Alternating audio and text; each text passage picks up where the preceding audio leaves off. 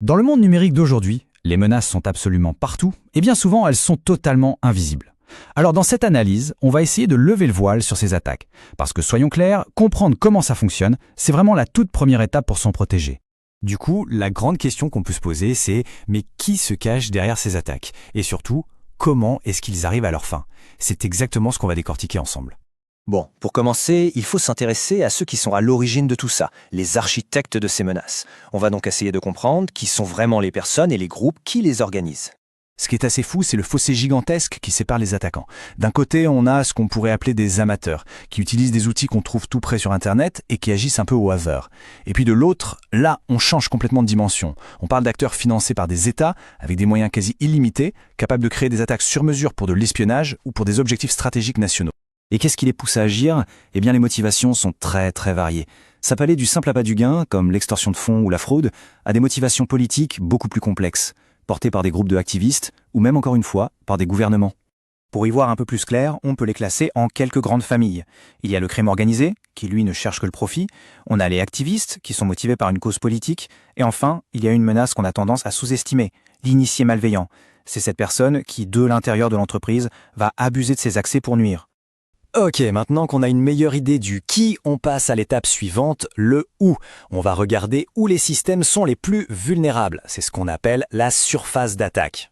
Pour bien comprendre, imaginez que le système informatique est une sorte de forteresse numérique. Eh bien, la surface d'attaque, ce sont toutes ces portes, toutes ces fenêtres, toutes ces petites fissures, bref, absolument tous les points d'entrée potentiels par lesquels un attaquant pourrait essayer de s'infiltrer. Alors concrètement, par où est-ce qu'ils entrent? Souvent, l'attaque commence à la frontière, sur les serveurs qui sont exposés sur Internet. Puis, elle cherche à s'infiltrer de plus en plus profondément. Ça peut passer par un simple email piégé, un appareil personnel non sécurisé connecté au réseau, ou pire, comme on l'a vu, ça peut venir directement de l'intérieur. Ce qui est fascinant ici, c'est de voir que beaucoup d'attaques ne reposent pas seulement sur la technique, mais surtout sur la psychologie. Un vecteur basé sur un leurre, c'est exactement ça. On joue sur la curiosité, la confiance ou même la peur pour pousser la cible à commettre elle-même l'erreur fatale. Et dans la vraie vie, ça donne quoi, ces leurres? Eh bien, pensez à la fameuse clé USB trouvée par hasard sur un parking, ou à ce petit programme gratuit qui a l'air super utile. Il faut savoir que même un simple document Word ou une image qui paraît totalement inoffensive peut en réalité cacher un code malveillant. Et tout ça, ça nous amène logiquement à la dernière pièce du puzzle. Après le qui et le où, il faut s'intéresser au comment. Et là, on va parler des tactiques qui sont utilisées pour manipuler les gens, et pas seulement les machines. Pirater l'humain. Cette phrase, elle résume tout. Parce que, très souvent, la faille de sécurité la plus simple à exploiter, ce n'est pas une ligne de code compliquée, non. C'est la psychologie humaine. C'est ce qu'on appelle l'ingénierie sociale. L'exemple le plus connu d'ingénierie sociale, c'est bien sûr l'hameçonnage ou phishing. Le principe est d'une simplicité redoutable. L'attaquant se fait passer pour quelqu'un de confiance, une banque, un collègue, un service client, pour amener sa victime à cliquer sur un lien dangereux ou à donner des informations confidentielles.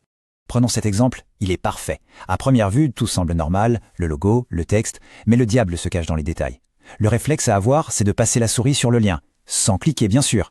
Et là, on voit la supercherie, l'adresse web qui s'affiche n'a absolument rien à voir avec le site officiel. C'est l'indice qui ne trompe jamais. Et attention, cette technique se décline sur tous les canaux de communication.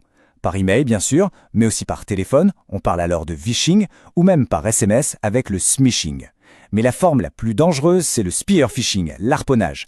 Là, l'attaque est ultra personnalisée, conçue sur mesure pour une seule personne, ce qui la rend terriblement efficace. Pour rendre le piège encore plus crédible, les attaquants utilisent une autre technique, le typo squatting. L'idée, c'est d'enregistrer un nom de domaine qui ressemble comme deux gouttes d'eau à l'original, mais avec une petite faute de frappe. Quelqu'un d'un peu pressé ou inattentif peut très facilement se faire avoir et atterrir sur le faux site. Finalement, tout ça nous ramène à une question de fond. Dans cette bataille permanente pour la sécurité, où se situe la plus grande faille? Est-ce qu'elle est dans les milliers de lignes de code de nos logiciels, ou bien est-ce qu'elle est tout simplement dans la nature humaine et notre curiosité? La réponse à cette question, eh bien c'est peut-être la clé de tout.